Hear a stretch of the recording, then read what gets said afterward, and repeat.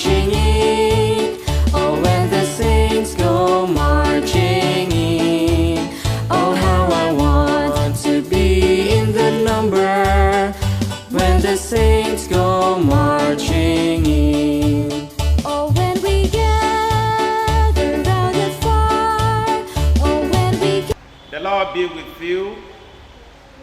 A reading from the Holy Gospel according to Matthew. The Gospel of St. Matthew, chapter 5, verse 1 to 12. Seeing the crowds, Jesus went up the hill. There he sat down and was joined by his disciples. Then he began to speak. This is what he taught them. How happy are the poor in spirit, theirs is the kingdom of heaven. Happy the gentle, they shall have the earth for their heritage. Happy those who mourn, they shall be comforted. Happy those who hunger and thirst for what is right, they shall be satisfied. Happy the merciful, they shall have mercy shown them. Happy the pure in heart, they shall see God. Happy the peacemakers, they shall be called sons of God. Happy those who are persecuted in the cause of right, theirs is the kingdom of heaven. Happy are you when people abuse you and persecute you and speak all kinds of calumny against you on my account. Rejoice and be glad, for your reward will be great in heaven. This is the gospel of the Lord. Glory to Jesus, honor to Mary. Today is the solemnity of All Saints, and our reflection, our homily will be titled, "We have a sure inheritance." Today is the great day in the celebration of liturgical calendar, the celebration of the church. It is the celebration of the solemnity of All Saints. And this is what all of us are longing to be, to attain at the end of our earthly living. So it is a celebration worthy to be celebrated in a gallant way. Saints are members of the household of God, and it is a reward of good works. In general sense, a saint is anyone who is in a state of grace, but in a strict sense, however, it refers to those who, by their heroic virtue during their lifetime, are recognized by the church through canonization or at least by ordinary magisterium. The saints were once like us, struggling to live up to the precepts of Christ and also following the gospel. They were not specially created. They were created just like we, facing different challenges, difficulties. Many of them suffered in one way or the others, and they sacrificed a lot. But one thing about them is that they made up their mind for the cause they believe to serve God. And also, many died for others, many sacrificed their life for others. So this day, celebrate the valiant who have died and are now with God in glory. Throughout the course of the year, we celebrate different and many saints, some in memorial, some feast, some solemnity. But we only have 365 days in a year. So we cannot celebrate all the saints. As you know that we have many saints, some according to region, some nation, and some part of the world. Universal Church celebrates these different kind of saints throughout the year. And so, since we have more than 365 saints, there are others which we are not announcing, maybe due to their silent words. Many work silently, many work in a way that people hardly know them, but they are also with God. And the church maybe did not pronounce them as saints, not as if they have not done well, but because they cannot pronounce everybody as saints. So those they have recognized also share the same glory with those that they have not recognized that are with God. There are thousands of saints with God that the church has not announced. And that is why the church today earmarked today as celebration of all other saints in which the church have not pronounced or has not pronounced as the saints. Just as we heard in the first reading of today, the book of Revelation chapter 7 verse 9 to 10. It says, "And I heard the number of the sealed, 144,000 sealed, out of every tribe of the sons of Israel. After this I looked, and behold, a great multitude, which no man could number, from every nation, from all tribes, and peoples and tongues, standing before the throne and before the Lamb, clothed in white robes, with palm branches in their hands, and crying out with a loud voice, Salvation belongs to our God, who sits upon the throne, and to the Lamb." This passage mentioned categorically with palm branches in their hands. The same branches is what people laid down at the triumphant entrance of Jesus into Jerusalem that we celebrate on Palm Sunday. So when we talk about palm branches, it represents or is a symbol of victory. So when we talk about palm branches here, it's talk about those who are victorious. And so the Bible also says, "The righteous man will flourish like the palm tree. He will grow like a cedar in Lebanon." Psalm 92 verse 2. Another scriptural reading also says, "Your stature is like palm tree, and your breasts are like its clusters." Song of Solomon chapter 7 verse 7. The church refers to saints at Triumphant Church because they have won the favor of God. They have done so well. And it's because they work for it.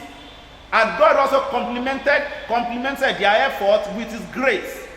And so just like St. Augustine will say, grace built on nature. Each of us we have our own nature. And so we have to work on our nature if we want to become like one of those saints, one of these saints one day. They live their life, their earthly life, they face challenges. And so we are also living our own life now. It's because they worked on their own nature, they became saints. We also need to work on our own nature so that we can become saints. By helping other people also to become saints like us. The psalm of today put it in a question. It said, who shall climb the mountain of the Lord? Who shall stand in his holy place? Psalm 24 verse 3. It's just like somebody say, who want to become saints? Who want to become like saints? What can we do to become like saints? And so the verses that followed says, he said, the man with clean hands and pure heart, who desire not worthless things, he shall receive the blessing from the Lord, and reward from the God who saves him.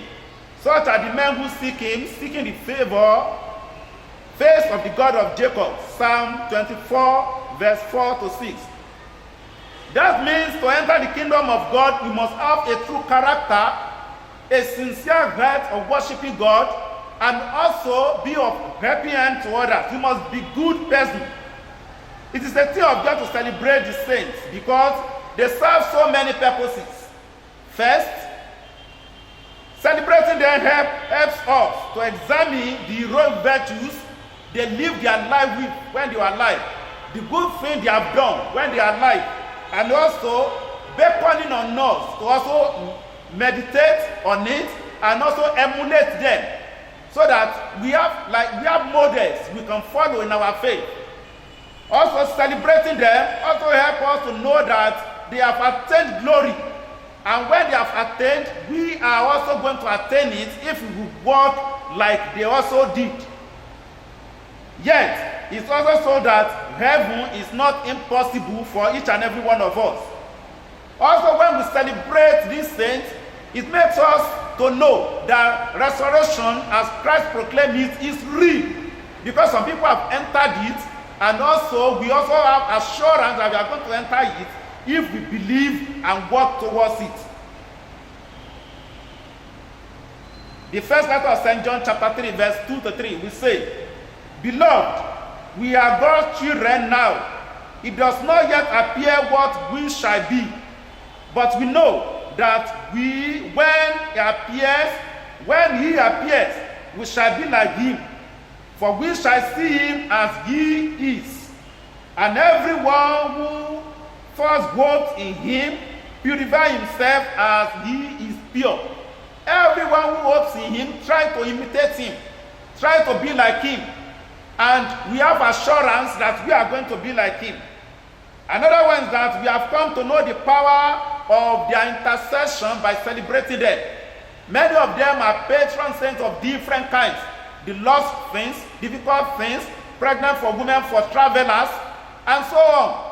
But we have many other saints, even though we may not know what they have done, but celebrating others that they are proclaimed as saints also help us to know that we have an objective, and our objective is to enter the kingdom of God. And that kingdom of God which we went through the resurrection is assurance of God's banquet that he has prepared for us. When Jesus was going, he said that I'm going to make a room for you, that every one of us will have opportunity of entering there if you work for it. Also, celebrating them help us to know that good works get good reward. Good works get good reward. Nothing is hidden to God. Whatever we have done, either privately or publicly, we are going to have reward for it. So we are not working for human beings, but we are working for God, for the glory of God. We are working to help others also to attain the same glory. That's what we stand for. That's why Jesus decided that love God. He said he summarized the whole law into loving of God and our neighbors. And at the end of the day, when he was going, finally he said, love your neighbor as I have loved you. Also, liturgical, it helps us to know their historical antecedents. And by knowing this, we know that they also faced challenges when they were alive. It is not as if everything was so rosy for them, everything was so smooth for them. They faced so many challenges. Some even shed their blood. And that's why we call them martyrs. They shed their blood for Christ. They shed their blood for the human being. They did a lot of things for the sake of Christ. They sacrificed their life. Some were born alive. So they faced so many challenges. So the challenges we are facing today is not something that they have not faced before. The nation may be different, but they face also more difficult things like we do today. And so they attain the kingdom of God. We have no excuse why we should not attain the glory of the Almighty God. And in the gospel of today, it explains to us the blessedness, the beatitudes. Blessed are the pure in heart, for they shall see God, and so many other things. Those who, the peacemakers, and the rest of them. That's what he has called each and every one of us to be peacemakers, to be pure in heart, to work for the pure, to be poor in spirit. If you do all these things, our world will be good. Things will be better.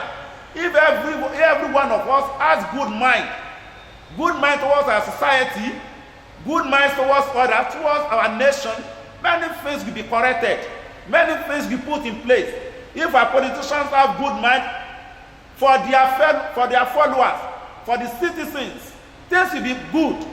If our security and outfits have good minds toward those they are dealing with, things will be better. If you can treat human beings like in dignity, if you treat other children the way you will treat your own children, how beautiful it will be.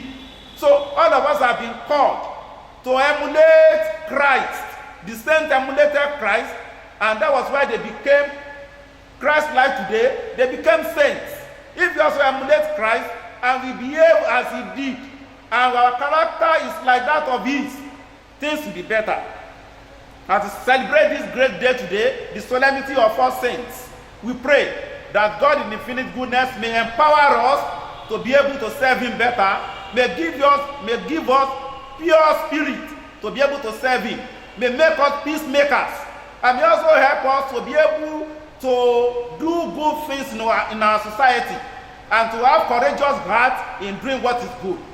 We pray that God may continue to help us, and we pray that one day, after the sojourn on this earth, we also may be crowned, and we may receive the crown of glory, and we become one of the saints. That's what we are working for. That's what we are longing for. That is our hope. May our hope never be in vain through Christ our Lord. Happy celebration of solemnity of all saints.